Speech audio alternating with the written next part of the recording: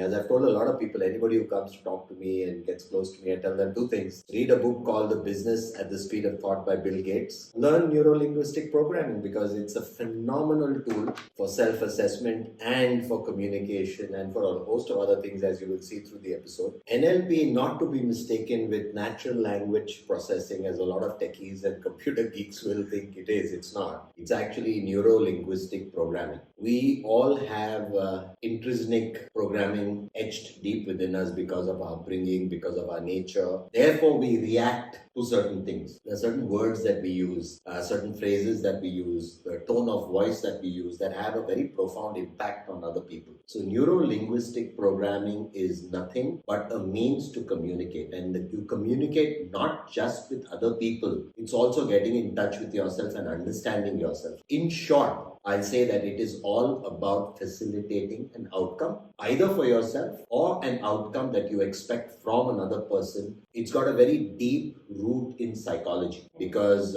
it deals with the mind, how people react. When you want something from somebody or whether somebody wants something from you, it takes a lot of understanding of what the other person is trying to convey, and it's for you to convey to the other person the meaning of what you want to say. And when you're facing crisis situations, there are many circumstances, there's different people that you deal with. And because of that, your communication skills need to be very finely honed. Most of the time, NLP is used for official communications, but that's not a limitation at all. NLP can use for anything. You can use it to convey something to your family, to your spouse, to your brothers, to your sisters. And NLP also is very closely intertwined with relationship management. How do you build a rapport with a person? So if you really want to have an open and honest communication or a dialogue with somebody, you need to establish a common ground. You need to establish a rapport because that's the best way for you to resolve a conflict or a misunderstanding. I'll tell you why I chose that. So even though the Mahabharata is actually a great Indian epic, this series of articles, even though it's based on an epic and on scripture, Indian scripture, it's not got a religious slant. I've just taken two exemplary characters to convey what the power of NLP is. So to give you the backstory in a very short span, so there are two great families, the Pandavas and the Kauravas, and there's Maharaj Pandu who dies a premature death and he's got very young kids. He has an elder brother called Dhritarashtra who's blind. And because he's blind, he's not able to take over the kingdom because he won't be an effective ruler. So he becomes a caretaker ruler till such time the sons of Maharaj Pandu become old enough and are able to inherit the kingdom. But people being people, he does not now want to give up that power because his own sons have grown up. And he feels, I've taken care of the kingdom and my people have taken care of the kingdom for so long that I don't want to give away the power. So it's the power that he's very hungry for, that power and for the adulation and facilities that being a ruler kind of give him. But all the older and wiser people counsel the Pandavas saying, you know what, you're in the path of dharma, you're doing the right thing. You can't just give away this because you guys will be the righteous rulers and you'll do good for the kingdom.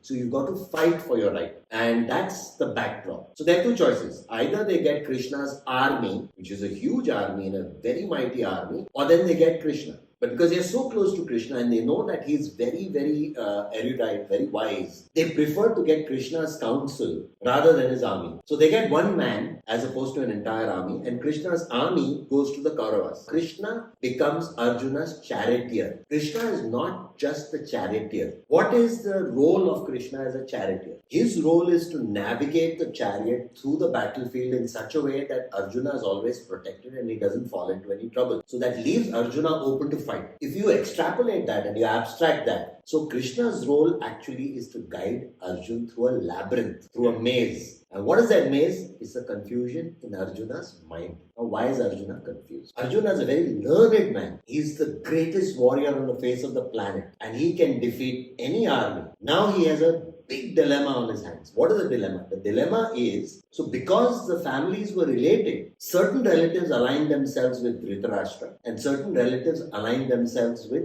Arjuna and with the Pandavas. And when he looks at the flanks on the opposite side, he sees uncles, cousins, the entire family. Some are close relatives, some are distant relatives, some were friends, aligned against each other. And he now completely loses it and he says, my knees are quivering. I can no longer stand. My body is burning. I can't think straight. And he's got this bow, the famous bow called the Gandiva. And the Gandiva slips from his hand and he tells Krishna, I will not fight. That is how this all starts. Now, as I said, Krishna's role is that not just to drive the chariot, but to guide Arjuna. And Krishna's job now is to bring Arjuna back on track and says, finish your mission. This is your dharma. You are supposed to fight for your rights. You can't just take defeat and, Arjuna makes a whole bunch of excuses and then he rationalizes why he won't fight. And how step by step, systematically using different tools and techniques which are all NLP, bring Arjuna back on track. Forget about the Mahabharata.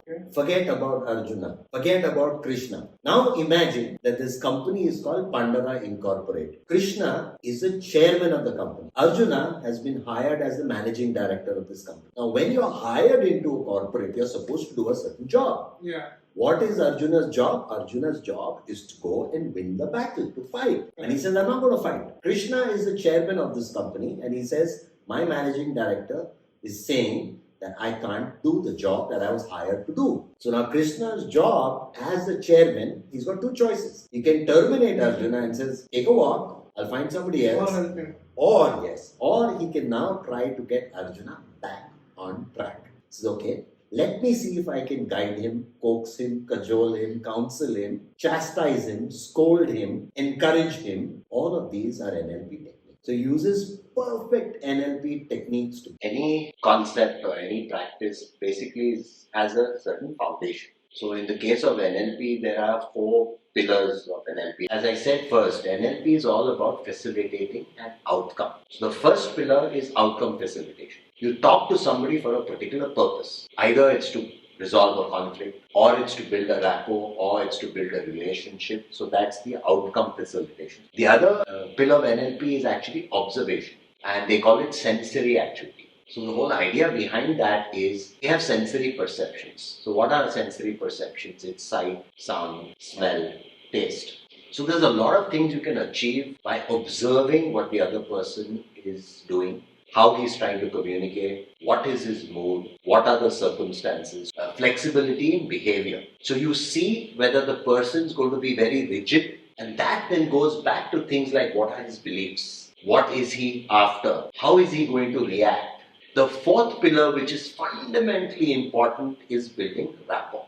So if I want to have a conversation with you and we are at counter purposes, the conversation is not going to go well. There's different types of ways you observe. So what are the things that we normally observe about people? So if a person is dressed with a suit or is dressed casually, person is dressed in clothes that are not ironed, they are wrinkled, what do these things tell you? What are the possible things that you would think of? What typically happens when you see a person who's got dark circles under his eyes? So you go beyond the apparent. So the power of observation is very important. It's a telltale sign as to what exactly is going on in that person's mind. Then there is also verbal. How does the person speak to you? Is he speaking in a voice that's loud, that's forceful? That implies confidence. Is he speaking in a very weak voice? Is he got a very shallow voice? Is he breathing heavily? These give you a kind of a window to what possibly that person is going. But you can't jump to a conclusion. Your job as an NLP practitioner is to drill down and find out why. But even more important is actually how NLP helps you. So NLP is a great tool for self-analysis. It enables you to step back and observe how you're behaving. I tell anybody and everybody I meet, there are certain words that we almost never use. If, then, else, but, could, would, and should. All the future tenses. Not future, it's all iffy. It's not absolute. So if you eradicate these words from your vocabulary as far as possible, conversations become a lot more definite and positive. The ultimate technique is something known as mirroring. That's a stage that comes pretty late. Basically showing that person the mirror. And when you realize that the person is now ready to face himself or herself, you show them the mirror. This is how you're actually behaving. If somebody comes to you with a problem, or if you're facing a problem, you reframe that equation. Because very often, what we do is we jump to conclusions without analyzing what the situation really is. So the other NLP technique is something known as anchoring. Very often when you're stressed out, what happens? You go scattergun. Your thoughts are in a million places at the same time. Your job as an NLP practitioner, if you're trying to help somebody, is to now root that person. person and say, please don't go all over the place. Identify the root cause of what's going on. And so the first thing you do is you build rapport. What you do is you try to get on the same page as that person. Because if you're somebody who's very contradictory or very opposed to that person, he's going to have a resistance barrier in dealing with you. Very often people work in fits and starts. They'll start, they'll stop because they're second guessing themselves, they're second guessing you, they're second guessing a situation. Pacing is nothing but a technique that you use to help the person gradually progress down the path to arrive at a conclusion. People are lost, people are floundering, they don't know where to turn. As a mentor, as a person who's using NLP, either with yourself or with somebody else, so one of the things that you will do is you will gently lead that person to a conclusion. Person has got a certain set of beliefs, fundamental beliefs, something that is very close to them, and they hang on to that for dear life even though it's not serving them. So what you're going to do as an NLP practitioner is to now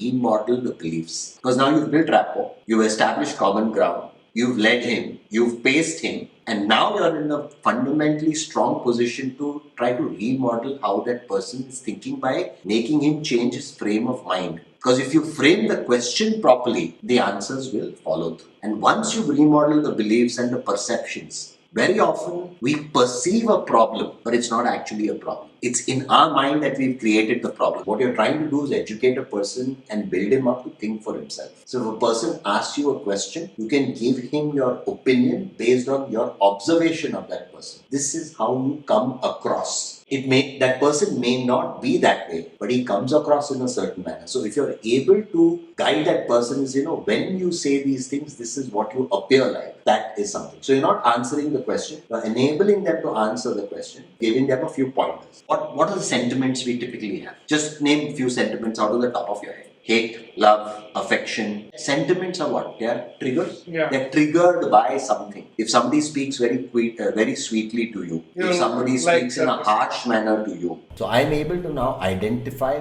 what are the sentiments that are being driven by certain actions that either the other person is taking or we are taking. So that's sentiment analysis. So what I meant to say is that, we face a lot of dilemmas in our life.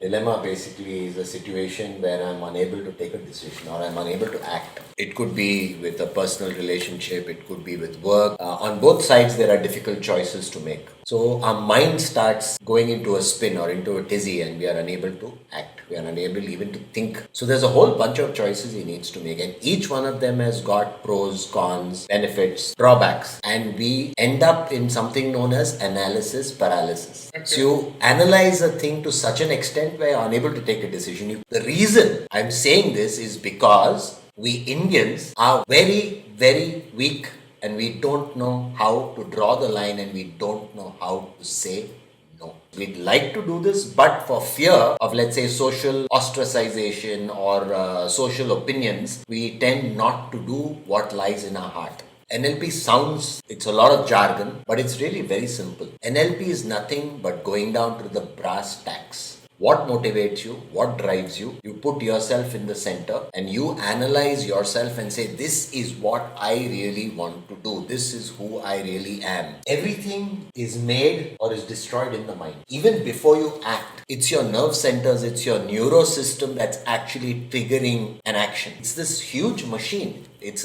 a computationally intense machine. It assimilates all the necessary information that is available and then starts processing. Now, unfortunately, the processor is me. The mind is accepting all the information and now you, as a so-called cerebral person, needs to use that information in the best possible way to take the right steps. Actually, you feel more pain in the mind than physically. A lot of top doctors, top surgeons have said that patients who have their mind together, who have control on their mind, heal a lot faster. Because your mind is sending signals to the body saying heal. But if your mind is traumatized, your healing process is going to be a lot longer. So all the drugs that you use are merely a stimulant for your mind to start acting and send the right signals to the right parts of the body to process that chemical or that medicine to help it to work on you. Now, coming to something even more profound is the battles in the mind of Arjuna. He's got all of these things in the mind. Oh my God, I got to fight my relatives. I've got to do this. How can I fight with them? And he comes up with a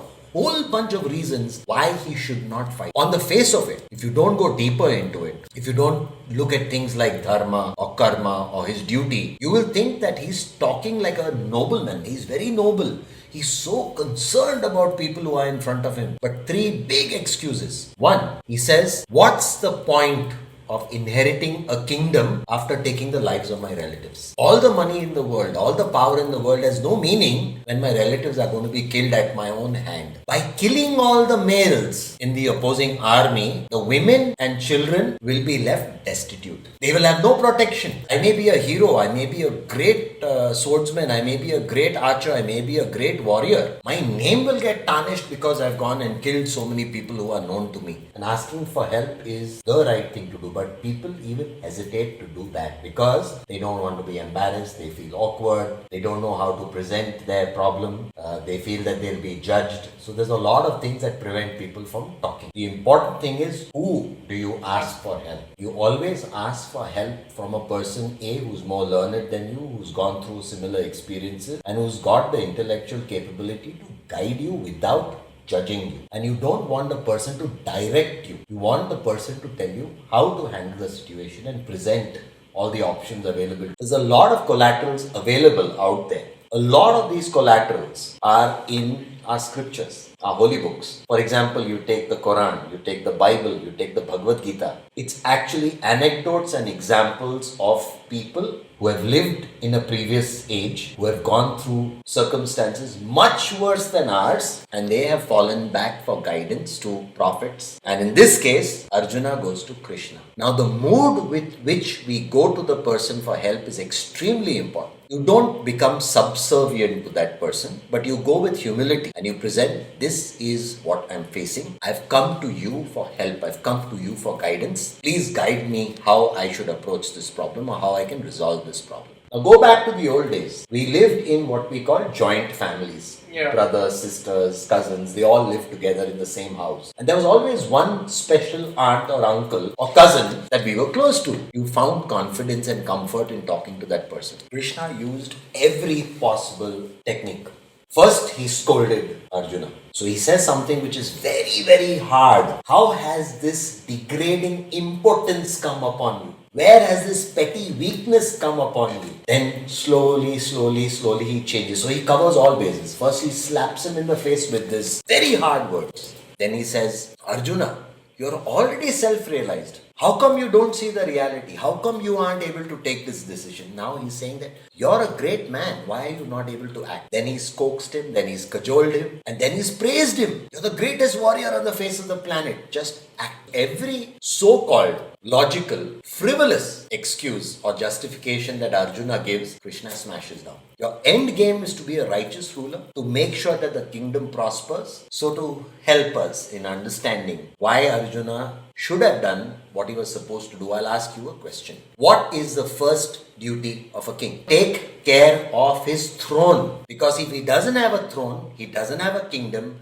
If he doesn't have a kingdom, he doesn't have people. So what Krishna is telling him, you need to get your throne back. If you want the general population to prosper, your kingdom to prosper, so fight, get back your throne, because you've got the general population in mind. You're not being selfish. You may not want the wealth. You may not want the kingdom. But you come from a line of rulers who have been just and kind and made their kingdoms prosper. You are destined to fight. You don't have a choice. If you don't do this, you will be the biggest coward on the face of the planet. Arjuna finally comes to a point of submission. He says, I've heard all your arguments. I understand what you're saying. But now I surrender to you as my teacher. Now I submit to you. Please guide me and tell me what I should be doing. And what is Krishna's reply? Stand and fight. He doesn't spare him. So all of these arguments, discussions, debates is all fine. But you gotta fight. You have no other choice. Arjuna is now fighting with an uncle or a grandsire who's taught him. He's played in his lap. Now he's got to kill him. And Arjuna does kill him. So Yudhishthir, who is Arjuna's elder brother, goes to him there and he says, now teach me everything I need to know about ruling my kingdom. And on his deathbed, Bhishma gives him what is known as art of politics. He thought Krishna will be an easy one to convince, but he never realized how hard a taskmaster Krishna is really going to be. He's overwhelmed. These are the harsh truths that I am being told about myself. So when you go to somebody for guidance, be prepared to hear the harsh truth and be man enough or woman enough to face the hard facts. So if you abstract that, Krishna's role is that of a guide, a mentor, a teacher. Now, what is Krishna's motivation behind all of the role that he plays? He wants to make sure that the right people are sitting on the throne. So he says that I'm here to guide you, I'm here to drive your chariot, I'm here to help you navigate the battlefield, but I'm also here to help you navigate the battles in your mind. The techniques are standard NLP techniques. Observation. He observes Arjuna. Dryness of mouth, shivering legs, bodily temperature, face is ashen. He's afraid to take that step. So Krishna observes all of this. Verbal and physical observation, correct? Sensory perception. And he observes Arjuna, how he looks, how he feels, and how he's speaking, the words he's using, and he uses that to formulate a plan to get him to act. He strikes very, very hard. He hurts Arjuna like to the very core of his existence. He challenges him. He knows that each word that he uses is going to shake Arjuna. He's trying to wake him up from his slumber and say, do it. There's an army in front of you. You've got to fight, otherwise you're going to be defeated. You have no choice. And then finally he chastises and he smashes Arjuna. So these are things that these are negative. He's trying to motivate, but he's using negative means. So that's the negative discrimination. And a great warrior like, let's say, Arjuna, he takes pride in his ability to fight. And he's smashing that very foundation. And that really shakes up Arjuna. He speaks in a different tone because he realizes that just slapping somebody may not be the right way. So he also uses motivation, he uses teaching, kindness, compassion, understanding. Hey, listen, I know what you're going through, Arjuna, but you know what? We've got to do this. You don't have a choice. It's the tone of voice that he's using. When it's hard, when it's soft. And even though he's using very scathing words, indirectly he's also telling Arjuna that, Arjuna, you're actually better than you think you are. Why are you thinking less of yourself? Why are you thinking that you can't do this? And what he does is he empowers Arjuna to be liberated from his flawed thinking. So he's now removing Arjuna, the person, from the way Arjuna is acting. Arjuna is acting in a certain manner, but that's not him. It's just that his mind that's been playing all of these tricks on him. And he now brings Arjuna to a place of equilibrium. So where Arjuna is able to see the negatives of what he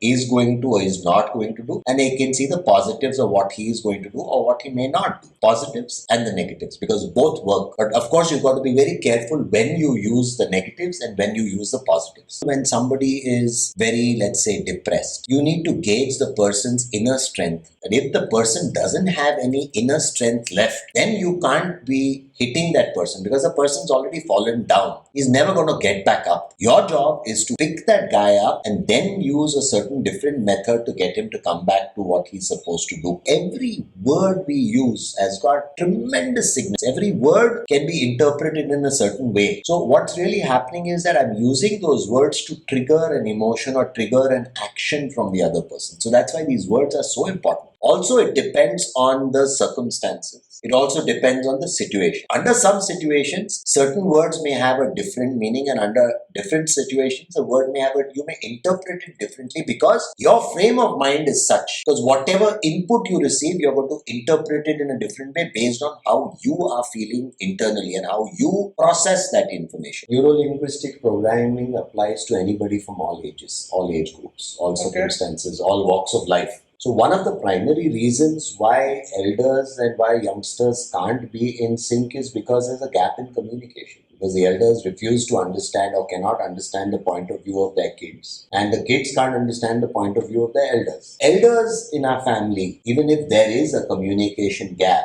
which can be bridged using NLP if it's practiced properly, have our best interests at heart. Who, apart from our parents, will want the best for us? They are the first people. Yet, what happens is when we reach a certain age, for example, adolescence, we start shutting our parents out. Because we are going through changes, we are going through mental changes, hormonal changes, and we are unable to communicate effectively with our parents what we are going through. At the same time, our parents are not able to communicate with us what they are actually feeling and how to show us the right path or navigate through that period of adolescence. It's a very hard period for boys and girls both. When we are faced with difficult situations or we are on the cusp of taking a decision that's going to be extremely hard, we hesitate. We start thinking is what will happen if. There's a difference between knowing bookish knowledge and applying that knowledge in day-to-day life. So which is why I tell everybody, digest what it really is and use it on a day-to-day basis. It helps a lot. Something that applies universally, it's known as the rules of